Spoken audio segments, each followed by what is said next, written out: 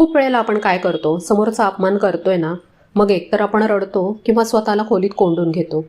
त्यामुळे समोरच्याला कळतं की त्यांचे शब्द आपल्याला कुठेतरी टोचलेत आणि त्यांना एक प्रकारची सत्ता मिळते आपल्यावर. बऱ्याच वेळा काही लोकांचा स्वभाव असतो, त्यांना दुसऱ्याला त्रास देऊन आनंद मिळतो. अशा वेळी त्यांना हे समजतं की काय केल्यानंतर हिला त्रास होतो.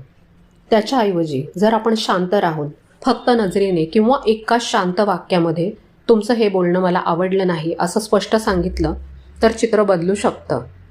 किंवा नाही बदललं, कारण समोरच्या व्यक्तीला बदलणं तर आपल्या हातात नसतं, पण निदान आपल्या स्वतःच्या मनात तरी विश्वास राहतो की मी निदान समोरच्याला शांतपणे उत्तर दिलं, तमाशा केला नाही आणि अगदीच शांत बसून सगळं सहन केलं नाही.